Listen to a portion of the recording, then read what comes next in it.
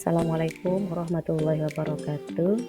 Selamat pagi semuanya. Semoga semuanya teman-teman di sini dalam keadaan sehat.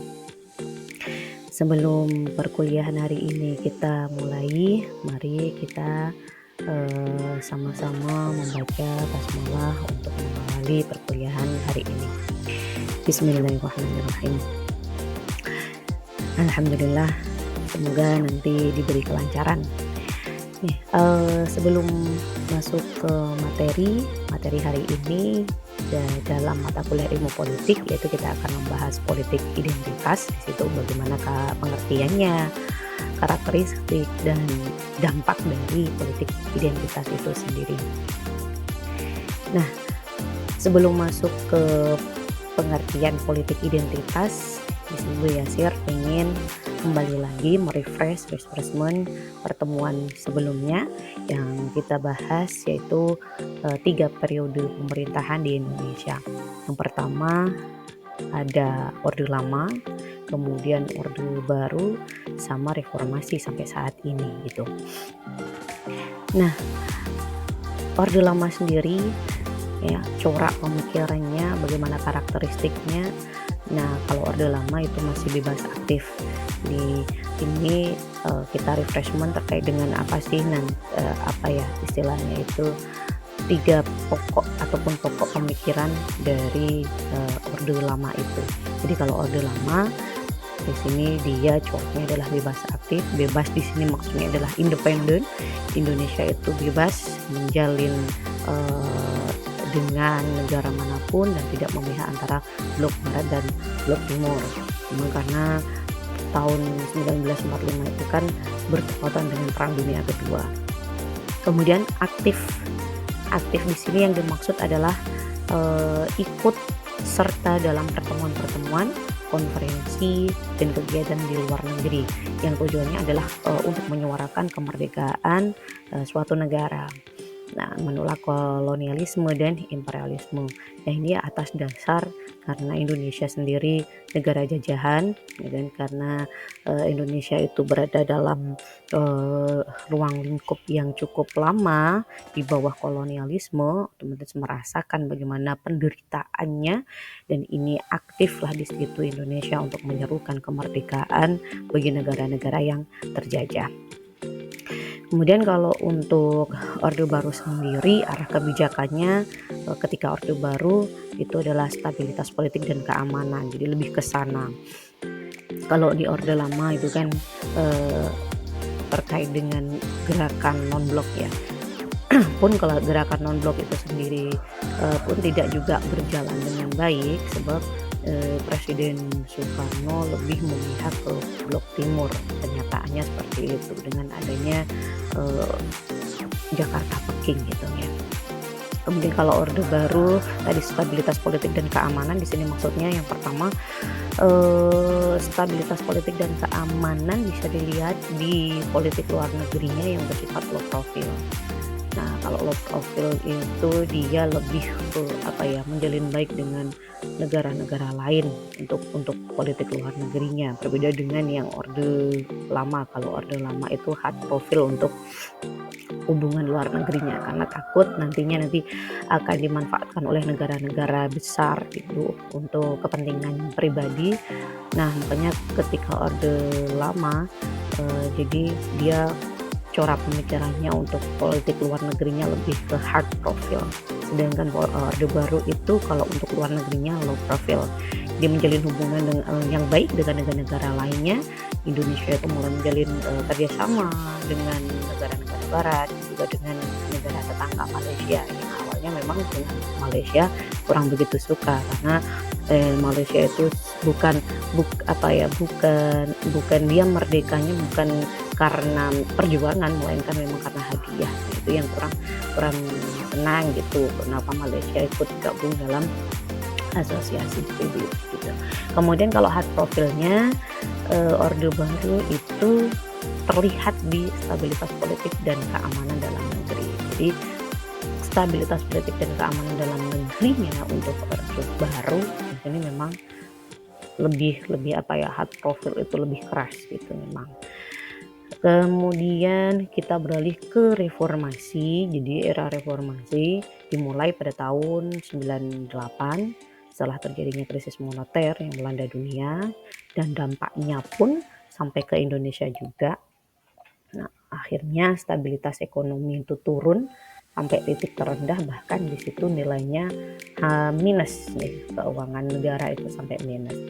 Stabilitas politik juga goyah mencapai klimaksnya karena politik terdikte oleh kekuasaan sejak puluhan tahun. Nah, Orde Baru sendiri berlangsung selama 32 tahun, otomatis di situ politiknya juga goyah ya, karena mungkin saking lamanya 32 tahun praktik-praktik korupsi, nepotisme dan lain sebagainya ada, makanya untuk era ini stabilitas politiknya itu sudah mencapai klimaks nih, sudah istilahnya sudahlah muncak, akhirnya ya terjadilah di situ reformasi, walaupun yang keinginannya adalah revolusi tapi terjadi dengan reformasi. Oke, teman-teman semuanya, itu tadi refreshment dari ilmu politik yang temanya adalah ketiga periode perpolitikan di Indonesia. Oke. Nah, sekarang kita masuk di materi hari ini, yaitu politik identitas. Nah, tujuannya ketika dengan semua sudah paham apa itu periodisasi yang ada di Indonesia khususnya, dan ini hubungannya apa sih gitu. Nah, tetap tidak bisa keluar dari sejarah, karena politik identitas sendiri itu bisa muncul karena akibat dari sejarah itu sendiri, jadi memang sangat berhubungan. Nah, tujuannya jadi semua bisa tahu bagaimana politik identitas ini muncul, kemudian bagaimana nantinya ketika sudah saya jelaskan bagaimana jenengan semua itu akan membungkusnya supaya politik identitas itu bisa diarahkan, bukan malah menjadi bumerang bagi Indonesia sendiri. Oke, politik identitas yang pertama yaitu yang biasa sampaikan adalah pengertiannya. Politik identitas ini berfokus pada perjuangan kelompok dengan identitas seperti suku ya, kesamaan suku, agama, ras, gender dan lain-lain untuk memperoleh pengakuan dan keadilan. Kemudian latar belakangnya munculnya itu dari kesadaran diskriminasi dan marginalisasi. Yang kedua berkaitan dengan sejarah kolonialisme, nah ini berkaitan ya, kemudian patriarki dan rasisme.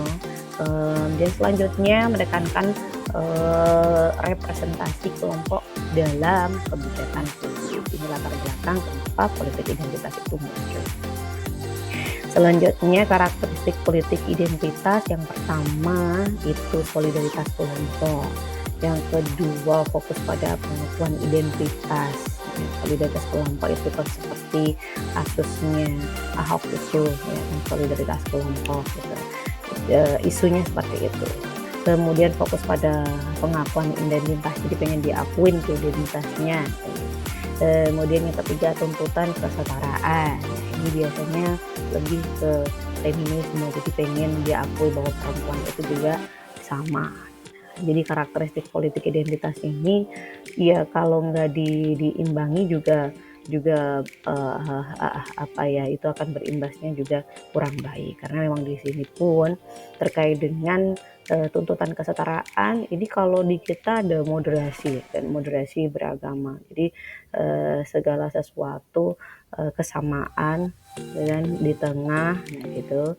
Nah ini kalau salah kaprah otomatis nanti tuntutan kesetaraan terkait dengan gender ini nanti dia nggak akan bisa